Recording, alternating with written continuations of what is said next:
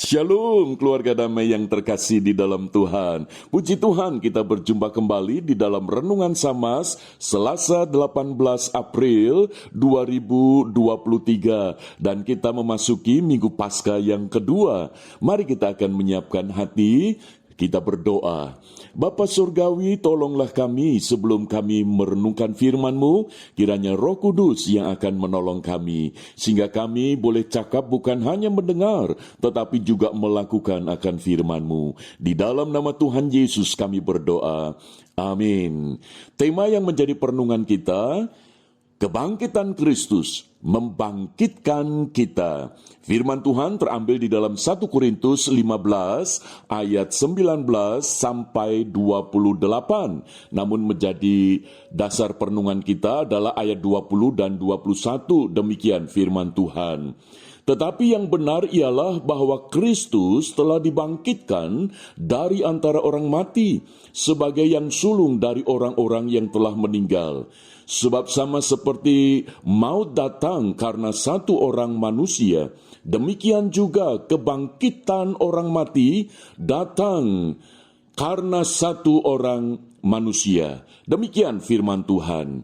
Keluarga damai yang terkasih di dalam Tuhan, peristiwa kebangkitan Kristus yang diperingati setiap Paskah mengingatkan kita senantiasa tentang siapakah Tuhan Yesus Kristus yang kita imani berdasarkan firman Tuhan. Mengapa Kristus perlu bangkit dari antara orang mati? Paling tidak ada beberapa alasan. Yang pertama, untuk menggenapkan janji keselamatan yang diberikan oleh Allah bagi orang yang berdosa. Karena ketika manusia jatuh di dalam dosa, Allah telah merancangkan anugerah keselamatan melalui Mesias, yaitu Yesus Kristus. Maka itu ketika Kristus mati, adalah mati untuk dosa manusia. Maka itu Kristus tidak mati selamanya, dia bangkit.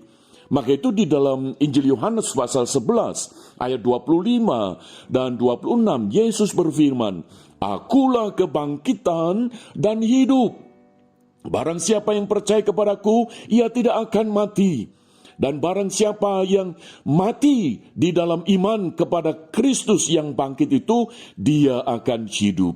Keluarga damai, ketika Yesus mengucapkan firman "Akulah kebangkitan dan hidup", itu diucapkan pada saat Yesus akan membangkitkan Lazarus. Dengan kata lain, Yesus masih hidup, belum mengalami kematian, karena dia belum disalibkan. Dan setelah Yesus disalibkan, lalu dia mati dan Yesus bangkit, maka janji keselamatan melalui kebangkitan Kristus itu digenapkan. Keluarga damai, mengapa Kristus perlu bangkit? Supaya melalui kebangkitan Kristus, Kristus pun juga membangkitkan kita. Alasan yang kedua, untuk memberikan jaminan hidup yang kekal bagi setiap orang yang percaya. Maka itu ketika di dalam Injil Yohanes pasal 3 ayat 16 dikatakan, bahwa karena begitu besar kasih Allah akan dunia ini, sehingga ia telah mengaruniakan anaknya yang tunggal, yaitu Yesus Kristus, supaya barang siapa yang percaya kepadanya tidak binasa, melainkan beroleh hidup yang kekal. Jadi ketika Kristus bangkit untuk menegaskan bahwa dia adalah Allah yang hidup. Lalu di dalam Injil Yohanes pasal 14 ayat yang ke-6 Yesus berfirman, "Akulah jalan dan kebenaran dan hidup." Hidup di sini menegaskan tentang hidup yang kekal. Maka itu Kristus ketika bangkit, dia hidup selama-lamanya. Dan di dalam Injil Yohanes pasal 5 ayat yang ke-24, firman Tuhan katakan, "Sudah pindah dari dalam maut ke dalam hidup." Jadi ketika Kristus bangkit, dia membangkitkan kita supaya kita tidak binasa, kita tidak ditinggal di dalam alam maut, tetapi di dalam hidup yang kekal. Maka itu Rasul Paulus dengan jelas mengungkapkan akan hal ini sebagai satu dasar bahwa Kristus yang bangkit itu akan membangkitkan kita. Alasan yang ketiga, untuk memberikan damai sejahtera, untuk memberikan keteduhan, untuk memberikan ketentraman, untuk memberikan ketenangan bagi setiap hati orang yang percaya. Maka itu ketika Kristus bangkit, supaya kita sebagai orang yang hidup di dalam dunia ini, sekalipun di dalam segala pergumulan, beban berat, bahkan ancaman, bahkan kita ini mengalami satu kondisi tekanan yang begitu sulit, tetapi kita ini tidak kehilangan kedamaian dalam hati kita. Kita tidak kehilangan ketekunan, keteduhan, ketentraman, ketenangan bagi jiwa kita.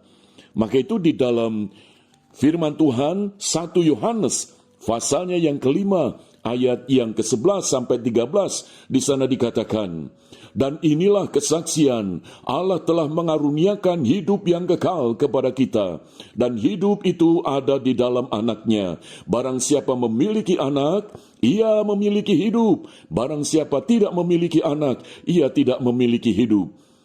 Semuanya itu kutuliskan kepada kamu, supaya kamu yang percaya kepada Anak Allah, kamu tahu bahwa kamu memiliki hidup yang kekal. Jadi di dalam segala keadaan, keluarga damai, kita adalah orang-orang yang telah memiliki hidup yang kekal. Alasan yang ketiga, alasan yang keempat adalah mengapa Kristus bangkit? Supaya kita ini memiliki satu jaminan bahwa satu waktu ketika hari kebangkitan itu, kita juga boleh dibangkitkan. Maka itu firman Tuhan katakan di dalam 1 Korintus 15 ayatnya yang ke-52.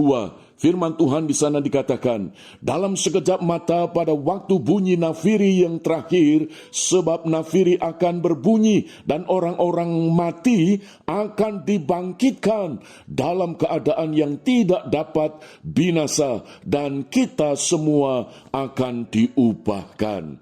Dan di dalam surat Kolose pasal yang kedua ayat yang ke-12, firman Tuhan menegaskan demikian. Karena dengan Dia kamu dikuburkan dalam baptisan, dan di dalam Dia kamu turut dibangkitkan juga oleh kepercayaanmu kepada kerja kuasa Allah yang telah membangkitkan Dia, yaitu Yesus Kristus, dari antara orang mati. Jadi kebangkitan Kristus akan membangkitkan kita. Ini memberikan sebuah jaminan supaya iman kita tidak goyah, melainkan tetap teguh berdiri menjadi saksi Kristus. Mari kita berdoa. Bapa Surgawi, terima kasih untuk firman-Mu. Kiranya Roh Kudus menolong setiap kami untuk kami melakukan dan mengalami kebangkitan Kristus yang membangkitkan hidup kami. Terima kasih Bapa, dalam nama Tuhan Yesus kami berdoa. Amin. Keluarga damai, Tuhan Yesus memberkati.